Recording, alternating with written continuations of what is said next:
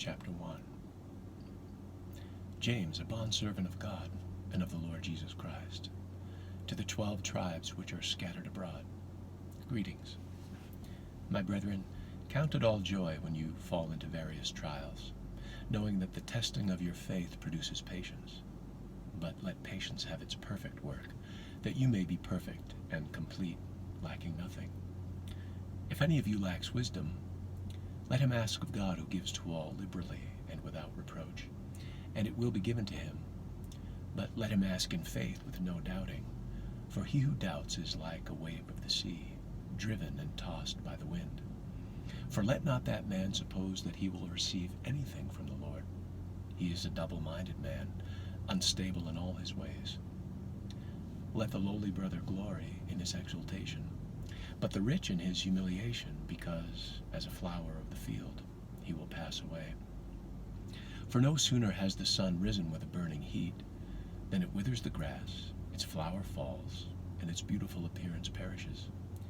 So the rich man also will fade away in his pursuits. Blessed is the man who endures temptation, for when he has been approved, he will receive the crown of life, which the Lord has promised to those who love him. Let no one say when he is tempted, I am tempted by God. For God cannot be tempted by evil, nor does he himself tempt anyone. But each one is tempted when he is drawn away by his own desires and enticed. Then when desire has conceived, it gives birth to sin, and sin, when it is full grown, brings forth death. Do not be deceived, my beloved brethren. Every good gift and every perfect gift is from above, and comes down from the Father of lights, with whom there is no variation or shadow of turning. Of his own will he brought us forth by the word of truth, that we might be a kind of first fruits of his creatures. So then, my beloved brethren, let every man be swift to hear, slow to speak, slow to wrath. For the wrath of man does not produce the righteousness of God. Therefore lay aside all filthiness and overflow of wickedness, and receive with meekness the implanted word, which is able to save your souls.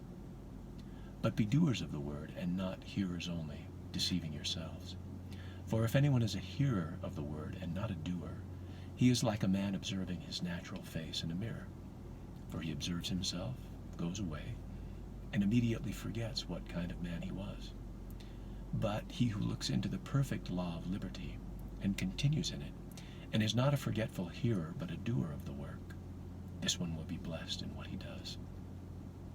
If anyone among you thinks he is religious, and does not bridle his tongue, but deceives his own heart, this one's religion is useless. Pure and undefiled religion before God and the Father is this: to visit orphans and widows in their trouble, and to keep oneself unspotted from the world. James chapter 1.